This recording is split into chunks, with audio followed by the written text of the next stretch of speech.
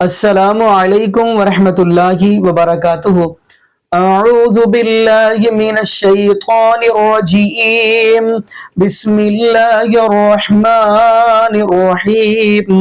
انا انزلناه فی لیلۃ مبارکۃ انا کنا منذرین۔ جی ناظرین، آج ہم جس حوالہ سے گفتگو کرنے جا رہے ہیں وہ ہے شب برات۔ ناظرین، آپ نے تو ویسے بریلوی مکتب فکر کے مولویہ سنا ہوگا کہ شب برات کی رات کو جاگنا بھی ہے اور اگلے دن روزہ بھی رکھنا ہے، لیکن ناظرین ایسے ہی دیوبند کے علماء بھی ہیں، مفتی اکرام، ان کا بھی کہنا ہے کہ رات جاگنی ہے۔ لیکن ناظرین ایسا سمجھ لیں کہ کچھ مفتی اکرام کے عالم دین ہے، مفتی اکرام، وہ کہتے ہیں یہ نہیں جاگنی چاہیے۔ آئیے ناظرین، یعنی بحث و مباحثہ، یعنی بات یہ ہے کہ مفتی طارق مسعود حفظہ اللہ تعالیٰ ایک طرف، یعنی مفتی عبدالوہاب قریشی وہ ایک طرف۔ اگر دیکھا جائے کہ مفتی عبدالوہاب قریشی حفظہ اللہ تعالیٰ غالباً مولانا الیاس گمن صاحب کے شاگرد ہیں، وہ بھی اس بات کو کہتے ہیں کہ شب برات کی رات کو جاگنا چاہیے۔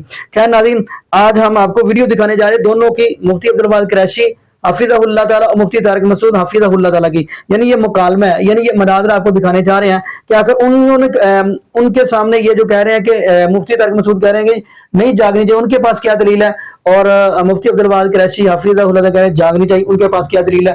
تو ہم ناظرین مل کے ویڈیو دیکھیں گے، پھر انشاءاللہ ناظرین اسی والا سے ہم بھی گفتگو کریں گے۔ تو آگے ناظرین مل کے ویڈیو دیکھتے ہیں۔ بسم اللہ الرحمن الرحیم۔ شب برات کی فضیلت شریعت محمدیہ صلی اللہ علیہ وآلہ وسلم سے ثابت ہے۔ سورۃ دخان میں اللہ رب العزت ارشاد فرماتے ہیں، حامیم والکتاب المبین انا انزلناہ فی لیلۃ مبارکہ انا کنا منذرین فیہا یفرق کل امر حکیم امرا من عندنا انا کنا مرسلین۔ اس آیت کی تفسیر میں علامہ جلال الدین رحمہ اللہ تفسیر جلالین میں فرماتے ہیں کہ مراد نصف من الشعبان یعنی شب برات کی رات ہے۔ میرے دوستو، حضور اقدس صلی اللہ علیہ وآلہ وسلم کے فرمان میں ہمیں ملتا ہے، حضرت علی المرتضیٰ رضی اللہ تعالیٰ عنہ روایت فرماتے ہیں، یہ مستدلات الفقہ الحنفیہ میں روایت موجود ہے۔ حضور اقدس صلی اللہ علیہ وسلم نے فرمایا کہ جب 15 شعبان المعظم کی رات آئے، قوموا لیلہا وصوموا یومہا، اس کے رات کو عبادت کرو اور اس کے دن کا روزہ رکھو۔ اس روزے کی فضیلت احادیث پاک میں موجود ہے۔ اس طرح اور بھی احادیث سے پتہ چلتا ہے شعبان المعظم میں رسول اللہ صلی اللہ علیہ وسلم کثرت سے روزے رکھا کرتے تھے۔ تو 15 شعبان یہ بھی ایک عظمت والا دن ہے، اس میں بھی اللہ کے رسول صلی اللہ علیہ وسلم سے روزہ ثابت ہے، اور ہمیں اس کا روزہ رکھنا چاہیے، اس کا اہتمام کرنا چاہیے۔ امام اہل السنت والجماعت حضرت مولانا محمد سرفراز خان صفدر رحمہ اللہ فرماتے ہیں، کتنے سالوں سے میرا معمول ہے، الحمدللہ اس روزے کو میں رکھتا ہوں۔ ہاں، اس روزے کو فرض نہ سمجھیں، واجب نہ سمجھیں، ضروری نہ سمجھیں، جو بندہ نہ رکھ پائے اسے مورد الزام نہ بنائیں، لیکن شریعت سے یہ بات ثابت ہے۔ جگہ اور زمانے کی تبدیلی سے حکم بدل جاتا ہے۔ تنہا نماز پڑھیں ثواب بالکل تھوڑا ہے، با جماعت پڑھیں 25 گنا ہے، مسجد جامع میں پڑھیں با جماعت 27 گنا ہے، بیت المقدس مسجد نبی میں پڑھیں 50,000 کے برابر ہے، بیت اللہ میں با جماعت نماز 1,00,000 نماز کے ثواب کے برابر ہے۔ میرے دوستو، نفل وہی ہیں، عبادتیں وہی ہیں، تلاوتیں وہی ہیں، درود شریف وہی ہے، درود و سلام وہی ہے، ریاضتیں وہی ہیں، تقوی طہارت وہی ہے، اللہ سے مانگنا وہی ہے، گڑ گڑانا وہی ہے، آہوزاری وہی ہے، اللہ سے آہوزاری التجائیں وہی ہیں۔ لیکن جب وقت بدلے گا، اچھا وقت آئے گا، تو اچھے وقت اچھی جگہ پر رب العزت اس اجر کو بڑھا دیتے ہیں۔ اللہ آپ کے اور میرے اجر بھی اس رات مزید بڑھا دیں گے۔ حضرات علماء کرام اس رات کا ایک نام اور بھی رکھتے ہیں۔ ایک نام تو لیلۃ البرات ہے، جہنم سے آزادی۔ ایک رات اس کا ایک نام لیلۃ السق ہے، دستاویز دینے والی رات، رجسٹر دینے والی رات۔ کیا مطلب؟ تقدیر کے محل میں اللہ رب العزت کے فرشتے جاتے ہیں، پچھلے سال کا مکمل شدہ رجسٹر جمع کراتے ہیں، اگلے سال کے احکام کا رجسٹر لے لیتے ہیں اور اس کے مطابق پھر اگلا سال گزارتے ہیں۔ گویا یہ بجٹ پیش کرنے کی رات ہے۔ فرشتوں کو اس رات اگلے سال کا بجٹ مل جاتا ہے، کتنے بندوں نے فوت ہونا ہے، کتنے کے ساتھ آپ نے کیا سے کیا معاملات کرنے ہیں، وہ بھی اس رات پیش ہو جاتے ہیں۔ حضرت ابوبکر صدیق رضی اللہ تعالی عنہ سے روایت موجود ہے، شعب الایمان کے اندر امام ابو الحسین بہقی رحمہ اللہ روایت فرماتے ہیں، حضرت ابوبکر صدیق رضی اللہ تعالی عنہ نے ارشاد فرمایا کہ رسول اقدس صلی اللہ علیہ وآلہ وسلم کا فرمان عالی شان ہے، فرمایا اس رات ایک منادی آسمان سے آتا ہے اور وہ فرشتہ اعلان کرتا ہے، اے دنیا کے لوگوں، تمہارا اللہ فرما رہا ہے مجھ سے دعا مانگو، میں تمہارے گناہوں کو معاف کر کے تمہیں مغفرت عطا کر دوں گا، مجھ سے سوال کرو میں تمہاری روزی تمہیں عطا کروں گا۔ فرمایا جو مانگتا ہے اللہ رب العزت اسے عطا فرما دیتے ہیں۔ ہاں مشرک آدمی کی اس رات مغفرت نہیں ہوتی، کیونکہ وہ مشرک معافی ہی نہیں مانگ رہا، اور بدکار خاتون اگر وہ بھی معافی نہیں مانگتی تو اس کی بھی مغفرت نہیں ہوتی۔ ہاں یہ بھی سچے دل سے اللہ سے معافی مانگنے والے ہوں تو ان لوگوں کی بھی ضرور مغفرت ہو جائے گی۔ حضرت سیدہ عائشہ صدیقہ رضی اللہ تعالی عنہا ارشاد فرماتی ہیں، یہ بھی حدیث پاک یہاں پر موجود ہے، فرمایا حضور پاک صلی اللہ علیہ وآلہ وسلم نے اللہ رب العزت اس رات اتنے بندوں کی مغفرت فرماتے ہیں جیسے بنو کلب قبیلے کی بکریاں ہیں، ان کے جسموں پر جتنے بال ہیں اس بال سے بھی بڑھ کے اللہ رب العزت اس رات اپنے گناہگار امتیوں کی معافی کو قبول فرماتے ہیں جو اس رات اللہ سے مانگتا ہے۔ ہاں خود بخود بخشش بعض بزرگوں کی بھی کر دی جاتی ہے، بعض بندوں کی بھی کر دی جاتی ہے، لیکن کچھ لوگ ہیں جو اس رات نہیں بخشے جاتے کیونکہ وہ اللہ سے معافی اور حقوق العباد اور حقوق اللہ ادا کرنے والے نہیں ہوتے۔ مثلاً وہ کون ہیں؟ فرمایا نمبر 1 جو اللہ کے ساتھ شرک کرتا ہے، مشرک ہے، اس رات اس کی مغفرت نہیں ہوتی۔ جو جان بوجھ کے بغیر کسی اسلامی وجہ کے اپنے خاندان سے رشتہ توڑتا ہے، تعلق توڑتا ہے، رشتے ناتے سے جدا ہو جاتا ہے، اس آدمی کی بھی مغفرت نہیں ہوتی۔ جو شخص اپنی شلوار کو اپنی ٹخنوں کے نیچے رکھتا ہے اس کی بھی بخشش نہیں ہوتی۔ جو آدمی عادی شرابی ہوتا ہے اس کی بھی بخشش نہیں ہوتی، اور وہ بد نصیب جس نے اپنے ماں باپ کو ناراض کیا ہوا ہے اس کی بھی مغفرت نہیں ہوتی۔ میرے دوستو اس حدیث میں پیغام ہے، رشتہ توڑا ہے تو جوڑنے والے بن جائیں، ماں باپ کا دل دکھایا ہے تو معافی مانگنے والے بن جائیں، شلوار ٹخنوں کے نیچے رکھتے ہیں تو اوپر اٹھانے والے بن جائیں، اور اسی طرح ہم نے شراب کی عادت خدا نخواستہ اپنائی ہے تو اس سے توبہ کر لیں، ماں باپ کے پاؤں پکڑ کے معافی مانگ لیں، اللہ رب العزت ہمیں بھی ان خوش قسمت لوگوں میں شامل فرما دے گا۔ آج کل کچھ لوگوں نے ایک عجیب ترتیب بنا لی ہے، وہ کہتے ہیں اللہ کے رسول صلی اللہ علیہ وسلم نے عبادت کا حکم فرمایا تو اب مجمع جمع کرو، لوگوں کو بلاؤ، مسجدوں میں باجماعت نوافل کی نمازیں پڑھو، حتیٰ کہ خواتین کی بھی اس رات باجماعت نمازوں کی ترتیبیں بنائی جاتی ہیں۔ یاد رکھنا یہ شریعت سے ثابت نہیں ہے، نوافل پڑھنے ہیں مردوں نے یا عورتوں نے، تنہائی میں پڑھیں، خلوت میں پڑھیں، اپنے گھروں میں پڑھیں، یہ شریعت کی تعلیم ہے۔ آپ نے فرائض مسجد میں پڑھنے تھے وہ پڑھ لیے، نوافل آپ نے اپنے گھر میں پڑھنی ہے، دعا آپ اپنے اپنے گھر میں کرنی ہے۔ کچھ لوگوں نے عادت بنائی ہے اس رات باقاعدہ قبرستان جانے کی، وہ کہتے ہیں جسے پاک میں اللہ کے رسول تشریف لے گئے تھے۔ ہم نے کہا جی بھائی بالکل ٹھیک ہے، زندگی میں ایک بار اللہ کے رسول اس رات قبرستان تشریف لے گئے تھے، آپ بھی زندگی میں ایک بار چلے گئے، آپ کا معاملہ پورا ہو گیا۔ ہر وقت مجمع لے کر اس طرح اکٹھا جانا اور ضروری سمجھنا یہ شریعت میں سنت کے زمرے میں نہیں آتا۔ کچھ لوگ ان راتوں میں باقاعدہ جلوے دکھاتے ہیں، حلوے اور مانڈے بناتے ہیں، پتہ نہیں کیا سے کیا معاملات کرتے ہیں، یہ اور ضروری سمجھ کے کہتے ہیں دین کا حصہ ہے۔ اس طرح کسی کام میں دین کی اجازت اور دین کے حصے موجود نہیں ہیں۔ ہمارے بزرگان دین اس رات باقاعدہ دعائیں ارشاد فرماتے ہیں۔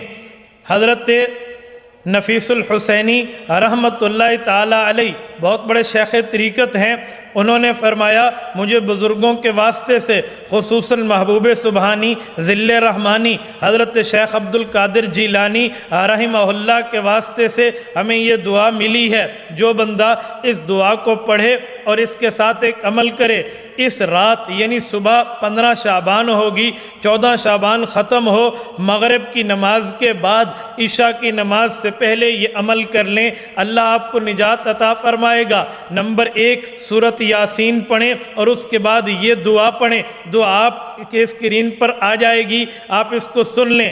اللهم يا ذا المن ولا يمن عليك يا ذا الجلال والإكرام يا ذا الطول والإنعام لا إله إلا أنت ظهر اللاجئين وجار المستجيرين وأمان الخائفين اللهم إن كنت كتبتني عندك في الكتاب شقيا أو محروما أو مطرودا أو مقترا علي في الرزق فامح اللهم بفضلك شقاوتي وحرماني وطردي وقتا رزقني وأثبتني عندك في الكتاب سعيدا مرزوقا موفقا للخيرات فإنك قلت وقولك الحق في كتابك المنزل على لسان نبيك المرسل صلى الله عليه وعلى آله وسلم يمحو الله ما يشاء ويثبت وعنده الكتاب إلهي بالتجلي الأعظم في ليلة النصف من شعبان المكرم التي يفرق فيها كل أمر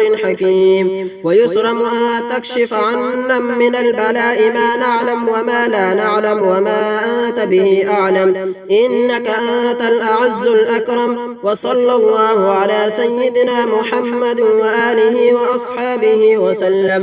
جب یہ دعا پڑھیں اللہ سے لمبی عمر مانگیں، عافیت و صحت والی مانگیں، پھر سورۃ یاسین پڑھیں، پھر یہ دعا پڑھیں، پھر اللہ رب العزت سے مانگیں اے میرے مولا مجھے بلاؤں سے وباؤں سے تکلیفوں سے بچا لے، پھر سورۃ یاسین پڑھیں، پھر اللہ رب العزت سے مانگیں اے میرے مولا مجھے دنیا میں اپنے علاوہ کسی کا محتاج نہ بنا، اپنا در کا بھکاری بنا، در در کا منگتا مجھے نہ بنا۔ پھر اس کے بعد یہ دعا پڑھیں، 3 بار سورۃ یاسین، 3 بار یہ دعا اور 3 بار یہ دعائیں، اور یہ درمیان میں اس نیت سے مانگتے بھی رہیں، اللہ رب العزت آپ کی زندگی بدل دیں گے۔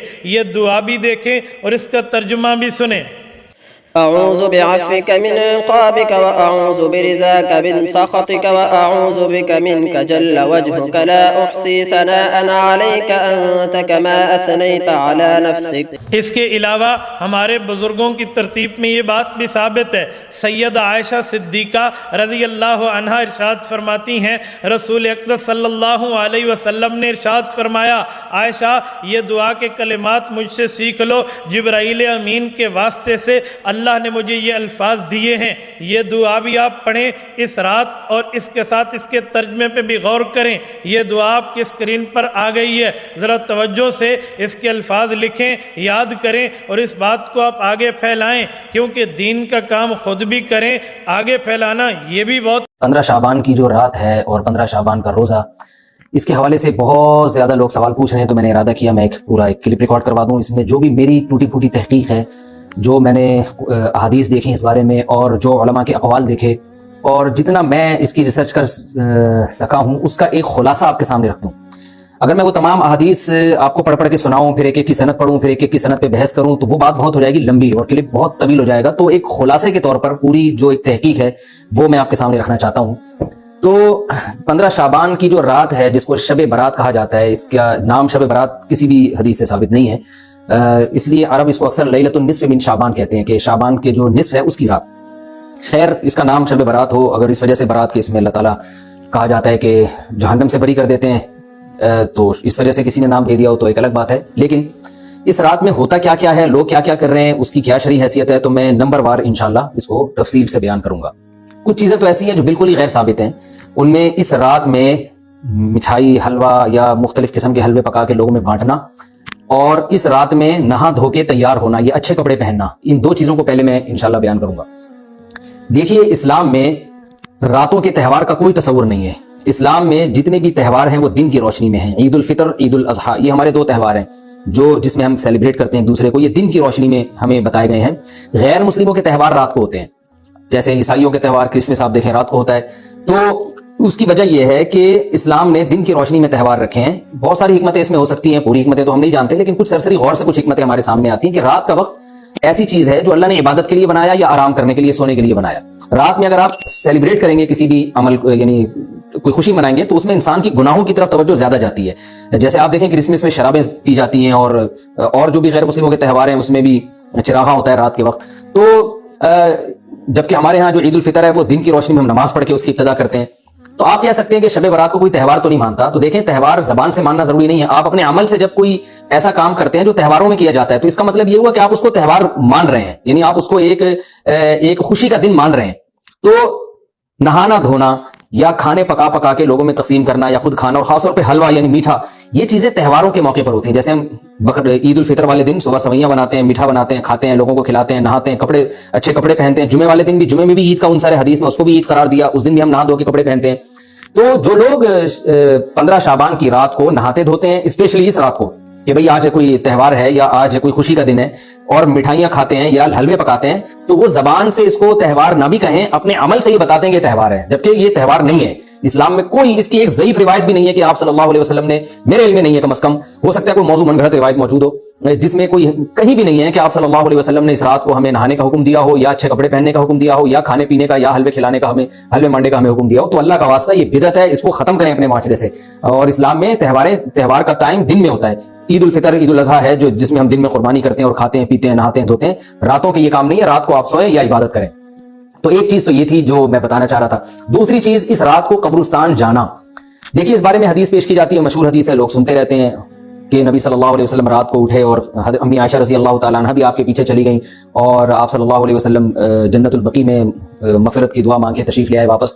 تو یہ حدیث انتہائی درجے کی ضعیف حدیث ہے, اور ایک تو ضعیف حدیث ہے. دوسری بات یہ کہ اگر ہم تھوڑی دیر کے لیے فرض کر لیں یہ صحیح حدیث ہے, اور ہم کہتے ہیں کہ بھئی نبی صلی اللہ علیہ وسلم نے یہ عمل کیا ہے, تو صحابہ میں سے کسی سے ضعیف حدیث سے بھی ثابت نہیں ہے کہ کوئی اس رات قبرستان گئے ہوں. حضرت ابو بکر کے بارے میں کوئی روایت نہیں ملتی کہ اس رات قبرستان گئے ہوں, حضرت عمر کے بارے میں کوئی روایت نہیں ملتی, یہ کسی ایک صحابی کے بارے میں نہیں. تو آپ مجھے بتائیں کہ یہ کیسی سنت ہے کہ جو صحابہ کی سمجھ میں نہیں آئی اور ہماری سمجھ میں آ گئی ہے.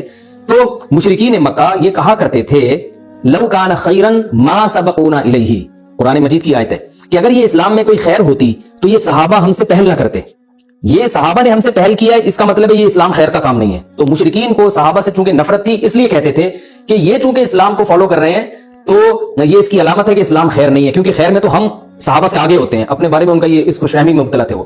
لیکن ہماری رائے کیا ہے, ہم یہ کہتے ہیں کہ لو کان خیرا لسبقونا الیہ. وہ کہتے تھے لا سبقونا, ہم کہتے ہیں لسبقونا, کہ اگر کوئی بھی خیر کا کام ہے تو صحابہ ہم سے ضرور اس میں پہل کریں گے. یہ ہو نہیں سکتا کہ خیر کا کام ہم کریں اور صحابہ نے نہ کیا ہو. تو اسی طرح میں یہ عرض کرتا ہوں کہ دیکھیں اگر قبرستان جانا اس رات میں سنت عمل ہوتا تو صحابہ یقیناً جایا کرتے. کوئی ایک صحابی تو گیا ہو, یہ کیسی بات ہے جو صحابہ کی سمجھ میں نہیں آئی اور ہماری سمجھ میں آ رہی ہے اور ہم قبرستان جا رہے ہیں اس رات کو. چلیں اگلا اسٹیپ تھوڑی دیر کے لیے فرض کر لیتے ہیں کہ نبی صلی اللہ علیہ وسلم جو ایک رات قبرستان گئے, فرض کر لیں وہ حدیث بھی صحیح ہے. یہ بھی فرض کر لیں کہ صحابہ اگرچہ نہیں گئے مگر ہم صحابہ سے بھی زیادہ آگے نکلنے کی کوشش کرتے ہیں اور صحابہ کو سمجھ میں نہیں آیا, ہمیں سمجھ میں آ گیا. تو چلیں فرض کر لیں تھوڑی دیر کے لیے کہ اس رات کو جانا ہم سنت مان لیتے ہیں, آپ کے دلائل ہم مان لیتے ہیں, اور صحابہ کی سمجھ میں نہیں آئے لیکن ہماری سمجھ میں زیادہ آ رہا ہے, ہم فرض کر لیتے ہیں, مان لیتے ہیں کہ اس رات قبرستان جانا سنت ہے. تو آپ مجھے بتائیں نبی نے جو عمل جس طرح سے کیا ہو اس طرح سے سنت ہوگا, یا آپ اپنی طرف سے جس کو ہم پشتوں میں کہتے ہیں اخپل طریقے سے کرنا سنت ہے. نبی نے فجر کی 2 رکعتیں پڑھی ہیں اور ہر رکعت میں 2 سجدے کیے ہیں. آپ اگر فجر کی 3 رکعتیں پڑھیں گے تو کیا نماز ہو جائے گی آپ کی؟ اب آپ دلیل میں یہ کہیں کہ نبی نے فجر کی نماز پڑھی ہے تو مجھ پر بھی لازم ہے. تو بھائی نبی نے پڑھی ہے تو جیسے نبی کے پڑھنے سے آپ پر پڑھنا لازم ہو گیا, تو جس طرح سے پڑھی ہے اسی طرح پڑھنا لازم ہوگا, اخپل طریقے سے پڑھنا لازم نہیں ہوگا. تو اسی طرح یاد رکھیں, فرض کر لیں کہ نبی قبرستان گئے ہیں اور یہ قبرستان جانا سنت ہے, تو نبی کس طرح گئے ہیں اور کتنی دفعہ گئے ہیں؟ نبی رات کو چپکے سے اٹھ کے گئے ہیں, کوئی کسی کو آپ نے جمع نہیں کیا, کسی کو بتایا تک نہیں, جو اس حدیث سے پتہ چل رہا ہے ہمیں, اگرچہ یہ ضعیف حدیث ہے لیکن فرض کر لیں یہ صحیح ہے. تو کہیں پتہ بھی نہیں چل رہا, چپکے سے قبرستان گئے اور چپکے سے واپس آئے, اور پوری زندگی میں ایک دفعہ گئے. جبکہ ہمارے ہاں ہر سال قبرستان میں لوگ جا رہے ہیں, جب بھی شب برات آتی ہے لوگ قبرستان جاتے ہیں ہر سال. نبی ایک دفعہ گئے اور آپ ہر سال جا رہے ہیں.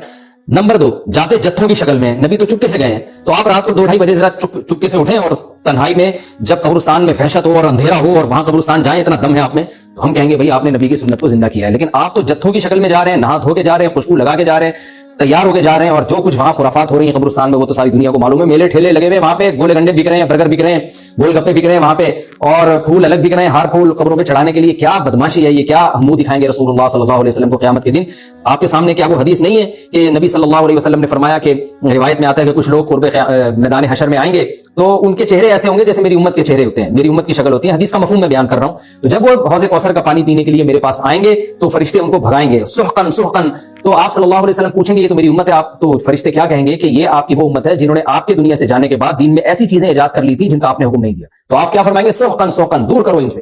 تو ایسا نہ ہو کہ ہم قیامت کے دن رسول اللہ صلی اللہ علیہ وسلم کی شفاعت سے محروم ہو جائیں. تو اللہ کا واسطہ قبرستان مت جائیں اس رات، گھر میں بیٹھیں آرام سے، یہیں بیٹھ کے میت کے لیے مغفرت کی دعا کریں. اور اگر آپ سمجھتے نہیں یہ حدیث بالکل صحیح ہے اور جانا لازمی ہے تو پھر تنہائی میں جائیں، ایسے قبرستان کا انتخاب کریں جہاں آپ کے علاوہ کوئی بھی نہ ہو، اور پھر چپکے سے جائیں اور پتلی گلی سے واپس آ جائیں. آپ اگرچہ ہم تو اس کو بھی نہیں مانتے، لیکن اگر کرنا ہے تو پھر اس طریقے سے عمل کریں اگر آپ حدیث کو فالو کرنا چاہتے ہیں آپ اپنے خیال کے مطابق.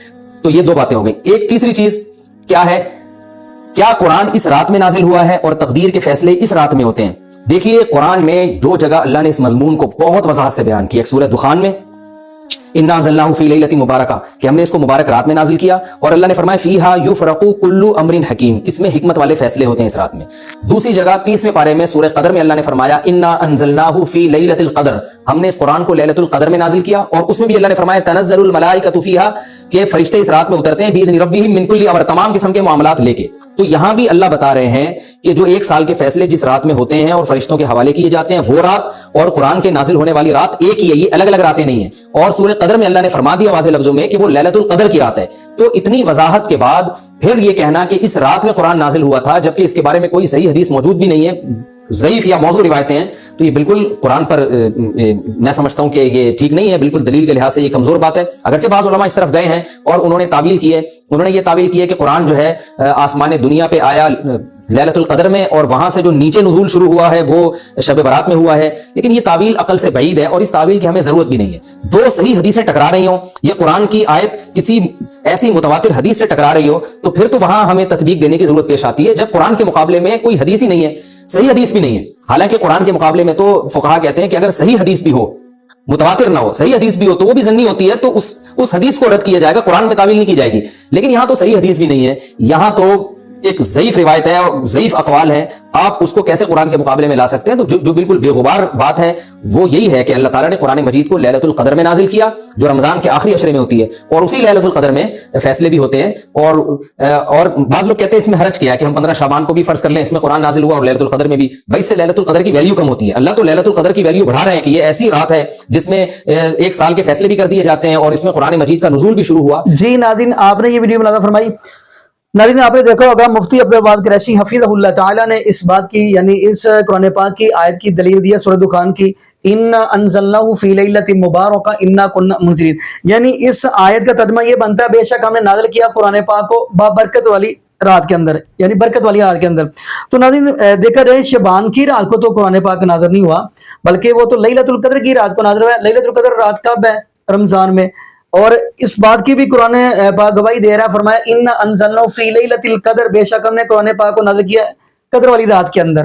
وما ادراک ما لیلۃ القدر لیلۃ القدر خیر من الف شہر. خیر ناظرین اگلی ہم بات کرتے چلے، یعنی یہ دلیل سورہ دخان کی آیت تو دلیل نہیں بنتی، اور یہ بھی دلیل بیان کی جاتی ہے حدیث، وہ غالباً صحیح مسلم کی حدیث ہے کہ نبی پاک صلی اللہ علیہ وسلم حضرت عائشہ صدیقہ رضی اللہ تعالی عنہا کے حجرے میں ٹھہرے تھے، تو نبی پاک صلی اللہ علیہ وسلم رات کو اٹھے اور آسا سے نکلے تو جنت البقیع کی طرف چل پڑے. حضرت عائشہ صدیقہ رضی اللہ تعالی عنہا فرماتی ہیں کہ میں یہ سمجھی شاید کہ دوسری بیوی کی طرف جا رہے ہیں، لیکن حضرت عائشہ صدیقہ رضی اللہ تعالی عنہا یہ بھی پیچھے پیچھے چل پڑی. خیر نبی پاک صلی اللہ علیہ وسلم نے جنت البقیع کے لیے جتنے بھی دنیا سے گئے ان کے لیے دعا کی ہے. تو نبی پاک صلی اللہ علیہ وسلم واپس آ گئے تو حضرت عائشہ صدیقہ رضی اللہ تعالی عنہا بھی واپس آ گئی. تو سانس چڑھا ہوا تھا، نبی پاک صلی اللہ علیہ وسلم فرمانے لگے کہ عائشہ کیا بات ہے سانس چڑھا ہوا ہے؟ تو نبی پاک صلی اللہ علیہ وسلم کی بیوی حضرت عائشہ صدیقہ رضی اللہ تعالی عنہا فرمانے لگی کہ اللہ کے نبی کچھ نہیں. تو نبی پاک صلی اللہ علیہ وسلم فرمانے لگے کہ میری پیاری بیوی اگر آپ نہیں بتاؤ گی تو آسمان سے رب العالمین مجھے بتا دیں گے. تو ناظرین یہ دلیل بھی دی جاتی ہے، لیکن یہ کنفرم نہیں ہے کہ یہ شب برات کی ہی رات تھی. یعنی یہ تو کنفرم نہیں ہے. باقی ناظرین یہاں پہ ہم دعا ہی کرتے ہیں اللہ پاک ہمیں نبی پاک صلی اللہ علیہ وسلم کی شریعت کے مطابق زندگی گزارنے کی توفیق دے, اور اللہ پاک ہمیں 5 وقت کا پکا اور سچا نمازی بنا دے, اور جتنے بھی بے اولاد جوڑے ہیں اللہ پاک سب کو نیک نورینہ صحت تندرستی والی ایمان والی لمبی زندگی والی اولاد عطا فرما دے. جزاکم اللہ خیرہ, احسن الجزاء. السلام علیکم ورحمۃ اللہ وبرکاتہ.